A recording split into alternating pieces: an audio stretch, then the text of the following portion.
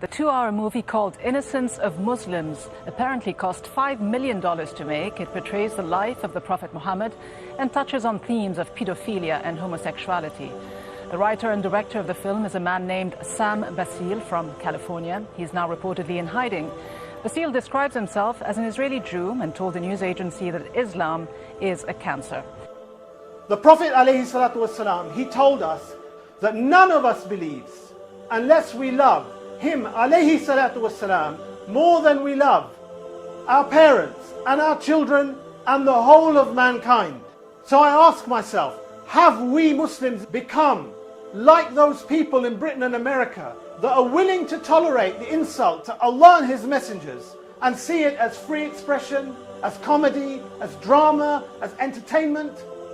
Obviously, the Obama administration wants to distance itself from this film because if you look at it, if they spent $5 million, you're going to have to wonder where the $5 million actually went. This person behind this film said that he did it because he wanted, in many ways, to incite this kind of violence. He's standing firm in what he did, putting it on YouTube. YouTube has not pulled it yet.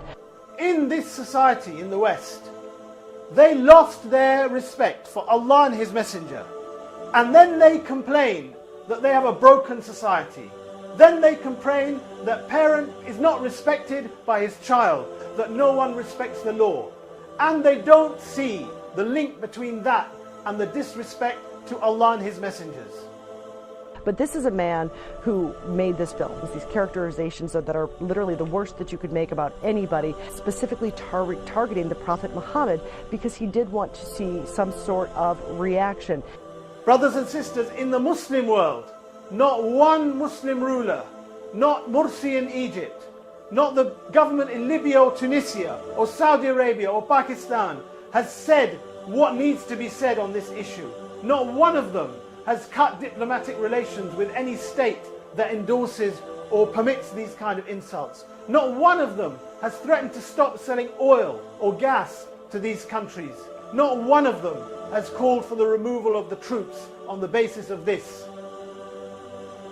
This deen of Islam, which demands the protection of the honor of the Prophet ﷺ, was not left to the duty of a few thousand individual Muslim demonstrators.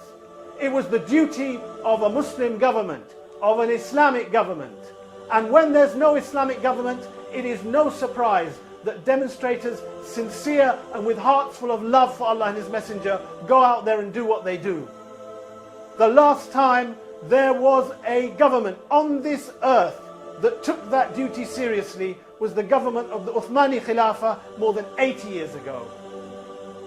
I want every single Muslim, inshallah, to condemn insults against the Prophet ﷺ unreservedly as a red line, unacceptable issue for us.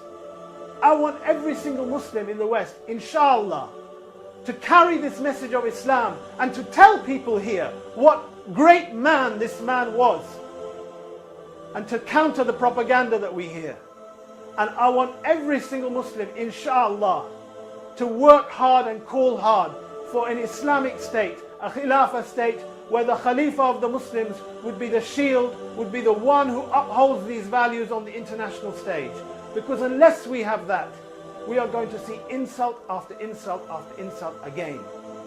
And that is unacceptable.